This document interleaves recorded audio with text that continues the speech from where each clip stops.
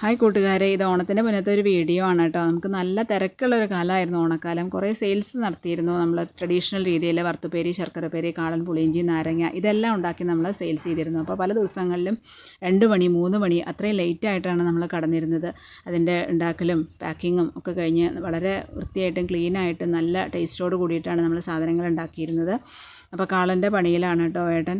ആ കാളൻ കുറുക്കി അതിൻ്റെ ലാസ്റ്റ് ഘട്ടമായി തുടങ്ങിയത് നാളികേരമൊക്കെ അരച്ച് കൂട്ടി പിന്നെ അതിലേക്ക് കടുകും കറിവേപ്പിലയൊക്കെ വറുത്തിട്ട് നല്ലോണം ഇളക്കി അത് പാക്ക് ചെയ്യാനുള്ളൊരു സ്റ്റേജിലായി കഴിഞ്ഞു. അപ്പോൾ അതിൻ്റെ പാക്കിങ്, അതുപോലെ പുളിയിഞ്ചി, നാരങ്ങയൊക്കെ നമുക്ക് ഒന്നിലധികം തവണ ഉണ്ടാക്കേണ്ടതായിട്ട് വന്നു. മിട്ടുക്കുട്ടനെ ഞങ്ങളുടെ കൂടെ ഇരിക്കുന്നുണ്ട് കേട്ടോ. ഒരു സമയം കഴിഞ്ഞാൽ പിന്നെ അത് രാത്രി നമ്മുടെ കൂടെ വന്നിരിക്കും. അപ്പോൾ അതായത് കാളൻ ഫിനിഷിങ് കഴിഞ്ഞിട്ട് അത് പാക്ക് ചെയ്യുകയാണ്.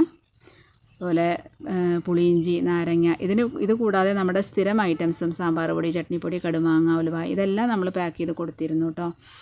അപ്പോൾ വളരെ സന്തോഷമായിട്ട് നല്ല ആസ്വദിച്ച് ചെയ്ത പ്രവൃത്തിയായിരുന്നു. എല്ലാവരും കൂടി 2 ആഴ്ചത്തെ കഠിനാധ്വാനത്തിലൂടെയാണ് ഞങ്ങൾക്ക് ഇതെല്ലാം നല്ല രീതിയിൽ സമയത്ത് എല്ലാവരിലേക്കും എത്തിക്കാനായിട്ട് സാധിച്ചത്.